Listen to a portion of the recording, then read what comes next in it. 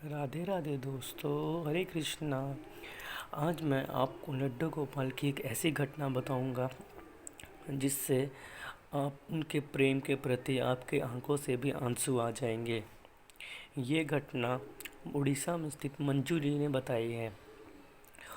वो लड्डू गोपाल की सेवा बरसों से करती आ रही है। उन्होंने कभी लड्डू गोपाल की सेवा अपने मायके में नहीं की थी, ना उनके बारे में कभी सुना था।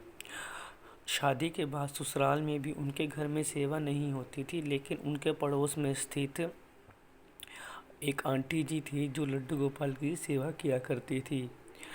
तीज त्योहार में वो लड्डू गोपाल को उनके घर ले आती थी, उनकी सेवा वगैरह करती थी। उनकी सेवा करने से उनके श्रद्धा भाव को देखकर मंजू जी के मन में भी उनकी सेवा करने के इच्छुक हुई कि मैं भी उनकी सेवा करूं। उन्होंने ये बात अपनी सासू माँ से की कि हम भी लड्डू गोपाल लेकर आते हैं।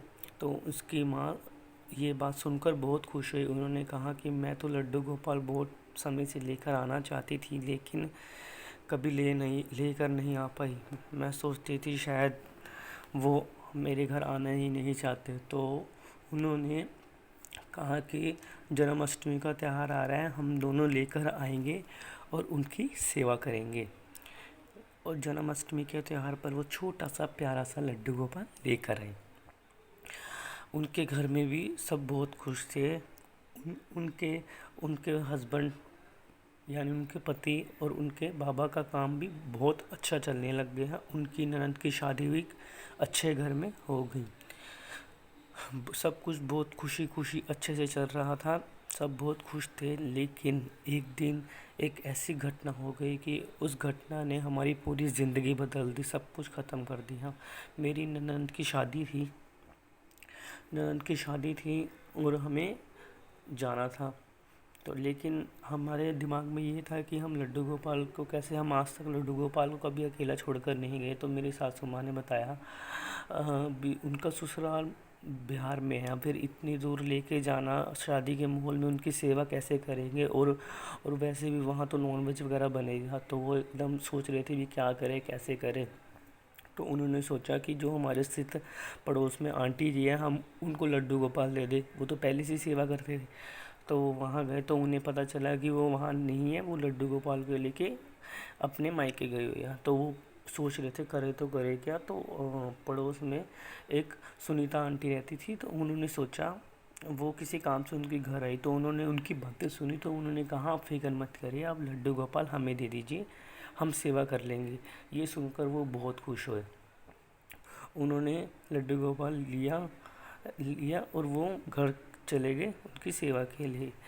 और मंजू जी भी सब कुछ पैक वगैरह करके वो भी शादी के लिए बिहार चली गई। सब कुछ ठीक था, सब कुछ अपनी शादी में लगे हुए थे, शादी के फंक्शन हल्दी वगैरह सब में लगे हुए थे। तो उन्होंने सोचा, एकदम मन में ख्याल आया कि लड्डू गोपाल ठीक तो होंगे ना। मन बहुत अजीब सा हो रहा था भी, लड्डू गोपाल ठीक होंगे कुछ।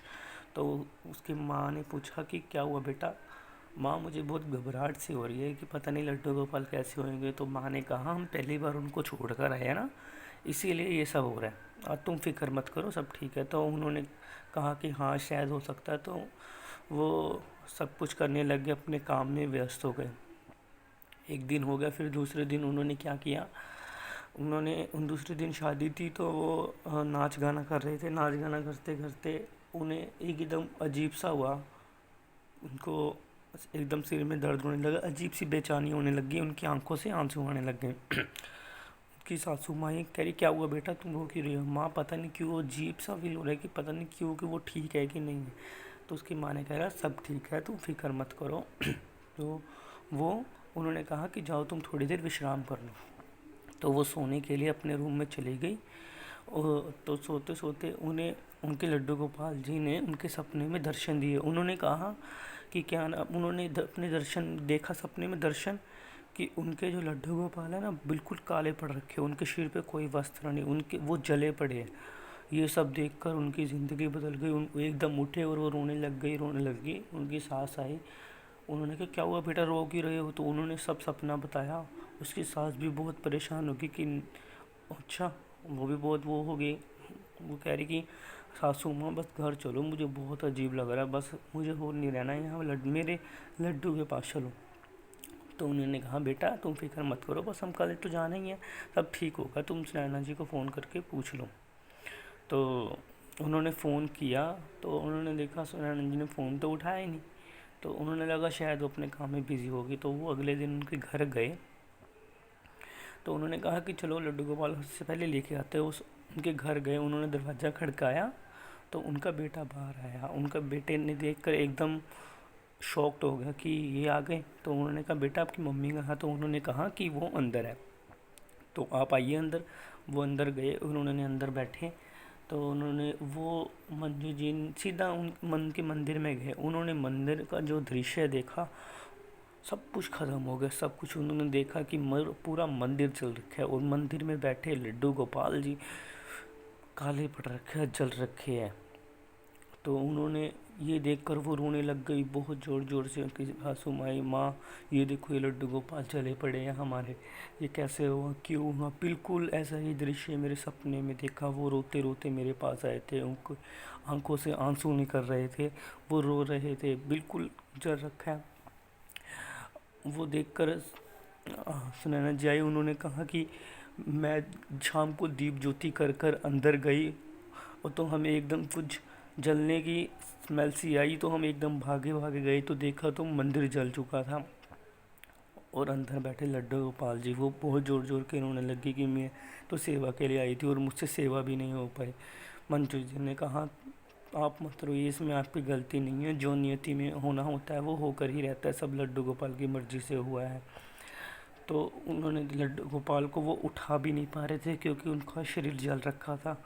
उन्हें ये डर लग रहा था कि मैं जहाँ से भी उठाऊंगी उन्हें बहुत तकलीफ़ होगी, बहुत दर्द होगा, मैं क्या करूँ क्या करूँ।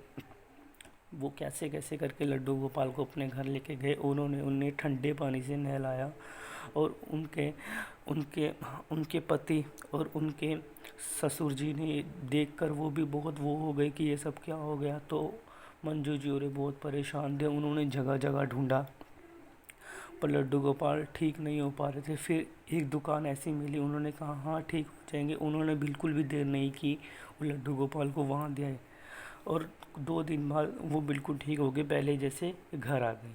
और वो बहुत खुश हुए, बहुत वो हुए कि हमारा बच्चा, हमारा लड्डू गोपाल खुश हो, ठीक हो गया बिल्कुल।